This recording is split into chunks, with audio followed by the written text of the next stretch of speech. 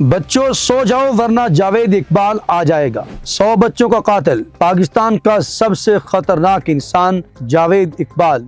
वहशत, जुल्म, दरिंदगी की इंतहा।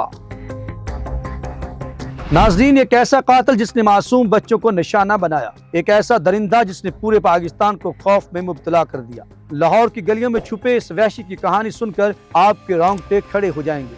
ये कहानी है जावेद इकबाल की, जिसने 100 से ज्यादा मासूम बच्चों को अगवा किया, इन पर बेईमाना जुल्म किया और फिर उन्हें हमेशा के लिए सफ़े हस्ती से भी मिटा दिया। ये कोई आम मुजरम नहीं था, बल्कि ऐसा सानहा था जिसने पूरे पाकिस्तान को लर्जा के रख दिया।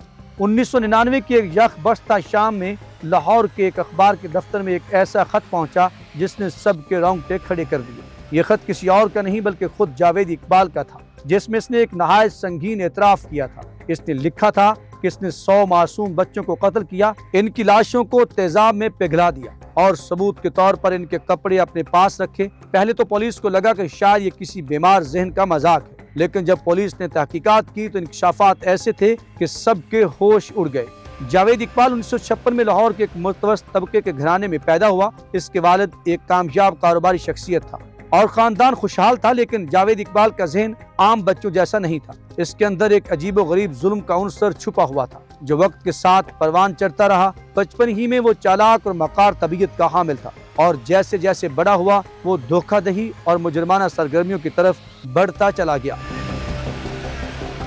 नौजवानी में जावेद इकबाल ने कई फ्रॉड किए और जुर्म की दुनिया में कदम रखा, लेकिन इसका असल हदफ वो मासूम बच्चे थे जो गलियों, रेलवे स्टेशन और फुटपाथों पर बेसहारा जिंदगी गुजार रहे थे। इसका शिकार ज्यादातर वो बच्चे थे जिनके वालिदैन या तो उन्हें छोड़ चुके थे या जो किसी मदद के मुंतजिर होते।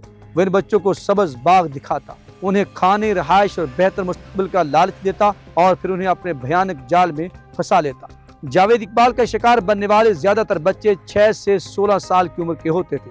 वो रेलवे स्टेशन, बस अड्डों या गलियों में खेलने वाले यतीम और बेसहारा बच्चों को चुनकर उन्हें अपने फ्लैट पर ले जाता। ये फ्लैट लाहौर के एक पोश इलाके में था, जिसे जावेद इकबाल ने एक किले की मानद बना रखा था, जहां बाहर की दुनिया की कोई रसाई नहीं थी। वहां पहुंचने के बाद बच्चों के साथ ऐसा जुल्म होता जिसे अल्फाज में बयान करना मुमकिन नहीं। जावेद इकबाल नहायत चालाकी से अपने शिकार को बेहोश कर देता, फिर इस पर जुल्म करता और आखिर में उसको कत्ल कर देता। लेकिन इसकी दरिंदगी सिर्फ यही खत्म नहीं होती, बल्कि वो अपने शिकार की लाश को तेजाब में पिघला देता ताकि कोई भी सबूत बाकी न रहे। पुलिस ने बाद में इसकी फ्लैट से कई ऐसे ड्रम्स बरामद किए जिनमें बच्चों की हड्डियां और इंसानी बाकियात मिली थी। उसने अपने जुल्म को इतनी महारत से छुपा रखा था कि कई महीनों तक कोई इसके जराइम का सुराग न लगा सका। जब जावेद इकबाल का भेजा गया खत अखबार में शाया हुआ तो पूरे पाकिस्तान में हलचल मच गई। पुलिस ने फौरन तहकीकात का आगाज किया और जब वो जावेद इकबाल के फ्लैट पर पहुंची तो वहां का मंजर किसी डरावनी फिल्म से कम नहीं था। फ्लैट के अंदर दीवारों पर खून से भरे हाथों के निशानात थे, मुख्तलिफ जगहों पर मासूम बच्चों के कपड़े रखे थे और कोने में एक बड़ा ड्रम था जिसमें वो तेजाब भरा था, जिसमें जावेद इकबाल ने अपनी दरिंदगी के तमाम सबूत मिटाने की कोशिश की थी। यहाँ तक कि इसने एक बाकायदा रजिस्टर भी बना रखा था जिसमें इसने हर इस बच्चे का नाम, उम्र और तरीका वारदात लिखा हुआ था, जिसे इसने अपनी दरिंदगी का निशाना बनाया था। इसके अपने हाथों से लिखे हुए नोटिस ये जाहिर कर रहे थे कि वो अपने जराइम पर पशेमान नहीं बल्कि फख्र महसूस कर रहा था। जब पुलिस ने जावेद इकबाल को पकड़ने के लिए छापे मारे तो मालूम हुआ कि वो फरार हो चुका था। कई हफ्तों तक पूरे लाहौर में सर्च ऑपरेशन होते रहे, लेकिन वो कहीं नहीं मिला। फिर अचानक एक दिन जावेद इकबाल खुद लाहौर के एक पुलिस स्टेशन में पेश हो गया। इसने पुलिस के सामने खुद को पेश करते हुए अपने जराइम का इतराफ किया और कहा कि वो अपनी सजा के लिए तैयार है।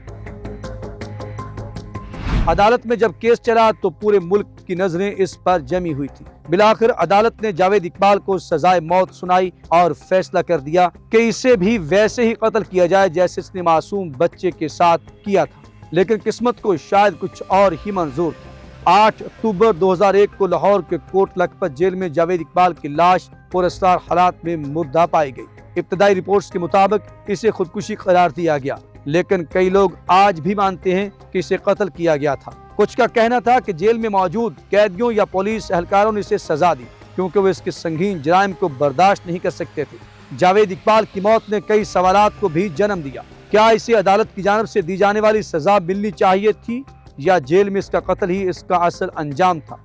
کئی لوگ مانتے ہیں کہ وہ ایک ایسی سزا کا مستحق تھا جس سے وہ عبرت کا نشان بن جاتا، لیکن اس کی اچانک موت نے اس کہانی کو ہمیشہ کے لیے ایک راز بنا دیا۔ یہ کہانی صرف جاوید اقبال کی درندگی کی نہیں بلکہ اس ناکام نظام کی بھی ہے جس نے ایسے سفاک مجرم کو برسوں تک آزاد رکھا۔ اگر پولیس اور قانون نافذ کرنے والے ادارے پہلے ہی حرکت میں آ جاتے تو شاید 100 معصوم جانیں بچائی جا سکتی تھی۔ اس کیس نے پاکستان میں بچوں کے تحفظ کے قوانین میں کئی تبدیلیاں تو ضرور کی، لیکن آج بھی کئی ایسے معصوم بچے ہیں جو کسی نہ کسی درندے کی نظر میں ہیں۔ یہ ایک سبق ہے کہ معاشرے کو ایسے درندوں کے خلاف متحد ہو کر کھڑا ہونا چاہیے تاکہ آئندہ کوئی جاوید اقبال پیدا نہ ہو سکے۔ کیا آپ کو لگتا ہے کہ جاوید اقبال کو عدالتی سزا ملنی چاہیے تھی یا اس کی جیل میں موت ایک بڑی سازش تھی؟ کمنٹ سیکشن میں آپ رائے ضرور دیجیے گا۔ اس ویڈیو کو زیادہ سے زیادہ شیئر کریں تاکہ سب کو پتہ چلے کہ دنیا میں کیسے درندے موجود ہیں اور ہمیں ان سے کیسے بچنا ہے، اور چینل کو سبسکرائب بھی کر دیں۔